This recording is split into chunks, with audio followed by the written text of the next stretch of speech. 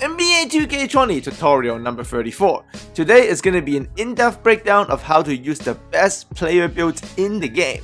Now we're going to study film of world-class users playing with the top 2 OP builds in 2K20 so you can figure out all of the little quirks and secrets. So if you enjoy my tutorials and you would like to see more, make sure to click on the link above or below in the description for my all 2K20 tutorials playlist, where I guarantee you'll find more videos to help you improve your game. So in tutorial 32, we broke down the best point guard build in the game.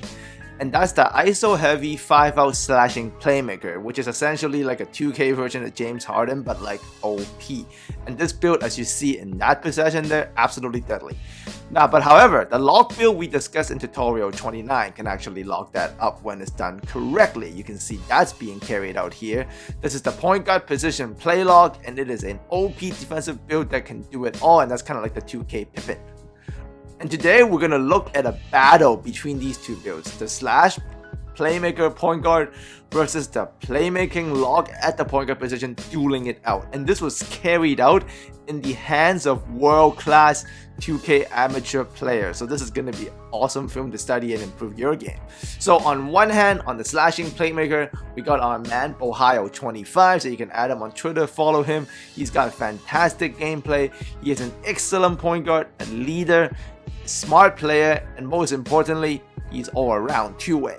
Now we got Lock from the other corner, and that's @JustAwkward. That's his Twitter if you want to add him. And he's playing from the point guard position using that playmaker lock that ends up being a two-way slasher, and he's one of the top locks on the game. So Ohio is truly one of the best 5-out guards in the world. As you can see him executing his moves there into the hop step, into the finish. Might be 100% small, but that's an OP build doing OP things. Now, locks love to press, but Ohio is no easy target to press at. You can see him using the slashing playmaking speed burst there just to get away. Hit them with the hesitation into that behind the back momentum. Smart enough to understand the defense's rotate, has the diamond badge, hits his corner man, and he greens it. Great moves, great badge utilization. But Og here gets smart because of the play lock speed and the fact that he has Hall of Fame clamps. He's actually executes a great press once he kind of gets used to the dribble style and rhythm of Ohio, and you can see the pressing and tracking by the play lock on the slashing playmaker here is on point, forces the turnover. And now at this point, he's really gotten used to the pace of the game, and both the pressing and tracking is right there. You can see there's the tracking off ball, sticks to his man, gets on ball, gets the bump, gets the clamps, stays in front, hits that behind the back. Now, great screen by J Polo there, so Ox center, he has to step up, but he's up to the challenge. You can see the center picks up his man, bumps off Ohio. Decent shot there, but not the best in considering it's a switch, so good defense there. So now, but at this point, after all the pressing, this is in the first quarter, Orc is in rhythm now, right? Locks can also get into a rhythm, and that's what you're seeing here. Against the OP 5-out slashing playmaker build, in this possession, Orc is winning it, pinning Ohio multiple times, forcing him to give up the ball. And now the lock's gonna play that off-ball defense, where this play lock is very suited at. You can see very speedy, very stable for the off-ball defense, long enough reach to play the passing lane, tips it out of bounds, shot clock violation, 18-13. So at this point, the lock is winning the battle. But a slashing playmaker can also be a facilitator and spacer, and Ohio is very smart. So now he understands that Og is in a rhythm, goes away from him, lets his 2-guard J-loading do the thing, completely take the lock out of the possession, but he has to guard him because a slash play can still shoot. So Og can't leave Ohio, as he's a threat even without the ball, because the slashing playmaker is a cutting threat and still shooting threat. That's what makes this build so OP. If you need a rest, if you want your teammate to get going, you can still space out. So Og now knows he has to pick up J-loading instead of Ohio. He has to pick up the other guard, right? So he goes and pick up J-loading, but Ohio is smart. That's the system, right? If you get off me, I'm gonna get the ball back. And with Ohio's skill set and on this 5-out slash playmaker build, he smells blood. His team is going to get back into that 5-out spacing for him, gets him into that isolation spacing without the lock on him. He is feasting with the Kobe size up into the behind the back momentum, like I show all of you guys in the dribble tutorials. Nasty moves. You can check those out if you want. Now, Ohio's keep away and mismatch focus tactic here is working to a T. You can see now Auk is no longer guarding Bohio, so Bohio is going to work. Gets off the pick and roll, gets the switch, hits the behind the back, gets to the 5-out hop step, 5-out play slash is deadly. Now, but the score is close and you wonder why. But this is because Auk is not just a defender. The play lock is actually, if it's a smart user, can be a dominant corner threat. So you see Auk right there with the play lock in the right corner, and you can see he makes a front cut catch and finishes strong. Nice and easy, nice and smooth, because the play lock also has very good slashing stats. Like this lock build can bully from the corner. You can catch it and you can finish through a lot of contact inside over smaller players. And that's perfect for Auk's playing style and also what locks normally do in the corner. Like this build is a corner playmaker, gets the double team, kicks it out, green corner free. That was beautiful. Now, the keep away tactic that Bohio and his team was using slowly faded away, and Auk got back to Bohio on sheer will, and also just they went away from it. So here comes the Kobe size up. Auk gets to play on ball again, and you can see the play lock is doing a very decent job on the slashing playmaker. Backdoor recovery by his teammates, so Auk's getting help from his team too. And after everything, it's a tie game, 48-48 with 44.8 seconds to go in the third. So which build is gonna pull out for the win, right? Like who's gonna step up and do this? And you can see as the ball is rotated, it gets to Auk in the corner. And can he hit it? Yes, the play lock with a 67 free ball can actually stick that shot. And that was a beautiful lock right there. So Auk at this instant, he's bringing it right next to Nick's possession, hits the free, plays the D, but Bohio won't let up. Good defense there, honestly, but they didn't get the steal. The ball comes back to J Polo. J Polo goes to J Loading, back to Bohio, and like I told you, slashing playmaker can hit standstill freeze. That's overpowering right there. That's a build that can do it all. And at the same time now, Bohio is actually adjusting to the press. So what Auk was doing, he got in the rhythm, he slowed him down with the play lock. But a slashing playmaker can also get used to it. So he gets into the rhythm, and you can see in this instance, the press is no longer working. He gets away from the defense, sees Auk coming. Beautiful play call right here, big man popping out, J-Loading cutting back. Great vision and execution by Bohio. Like this is now a fourth quarter duo for the W, essentially. It's between that play lock and that slashing playmaker, and who's gonna win out? It's a tie game, 4:40 to go. Great backdoor by Awkward into an N1. This is a duo with OP builds, and this is how you use these builds. Like simply building the player is not enough. This is how you use it, and you can see these two are just doing it perfectly.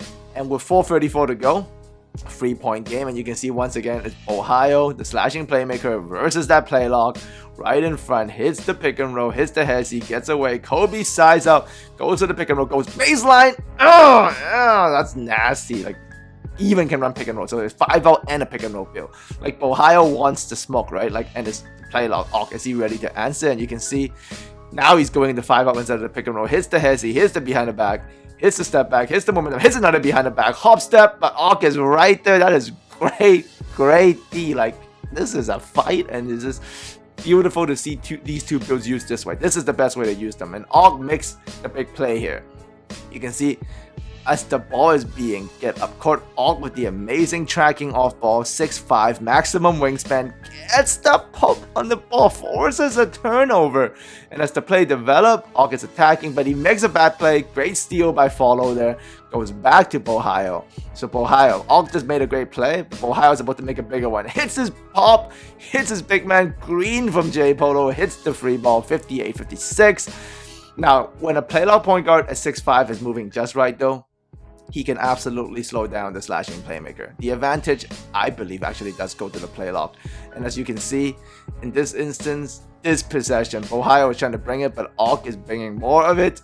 He gets in front, comes back with the pogo stick, gets back in front. That's a lot of hop and a lot of speed. Forces the turnover, creates no stamina for Bohio. And at this point, 132, 58-58, and this is just a ball fight between two OP builds. So I'm just gonna let this run and for you guys to enjoy it, because you gotta know, like I've showed you how to build the builds, but it's a lot of the time it's the player, it's not the build. The build is OP, it's true, but you just gotta look at these guys. The teammate stepping it up for Auk, feeds it to him. Obviously, he can hit the slashing, finishes on the break, but right back at it. It's just a 2-point game. Bohio is not letting up. He's attacking Auk, he's catching the ball. He brings it back out front. He's got a choice. He can pick and roll. He can 5-out. He chooses to pick and roll through the Kobe size up. Just great D there by Awkward's teammates. So still only a 2-point game. Awkward to kicking in the ball, gets it to his point guard Serology, back to Awk. He's gonna make a play from the corner. He decides to go to his point guard, let it run through. Is he gonna backdoor? Point guard makes a big play, splits the defense. Excellent move there by Serology. And you can see Awk can actually set that up because he's a safe handler. That's the key about the play lock. You can actually dribble a little and help your point guard set up. Bad steal there. Ohio's got 2 big free throws coming. 45.8, but the slashing playmaker is also a very decent shooter. As I've shown you guys with 80 shootings across the board, free throws is it's not an issue if you get the release down. You can see he greens it, not a shooting problem because the slashing playmaker can do it all. 1 possession game. They're gonna make a big play here. Great steal by Ohio. The slashing playmaker can also do steal off ball.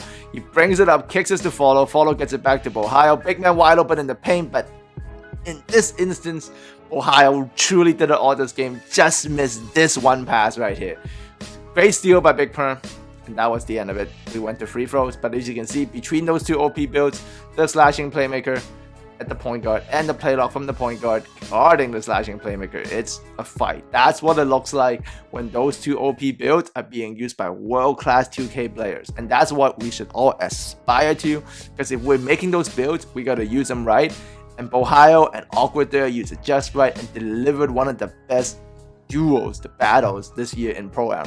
Alright, so shout out to those 2. If you guys want to see more of their gameplays, follow them on Twitter, let me know. And if you want to see the exact details of their builds down to like the extra attribute, you can see those tutorials I mentioned in the playlist.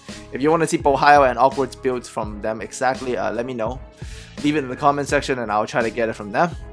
And as always, thanks for coming by. And obviously the League Bout tourney hosted by BucksGG and myself, it's going to be there. There's going to be a $5,000 cash prize. And yes, you will probably see Ohio and Awkward do it out again in that tourney. So if you guys want to see some awesome builds being used by some awesome users, that's the tourney to be. And I'll make highlights so you guys will let me know if you guys want to see game highlights and for me to break down the builds and the gameplay in that tournament that I'm hosting with the Bucks Gaming.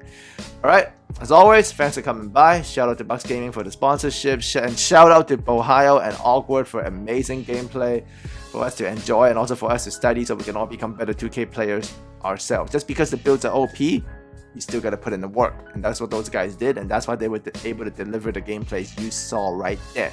Okay, so as always, love you guys, and I'll speak to you guys again very soon.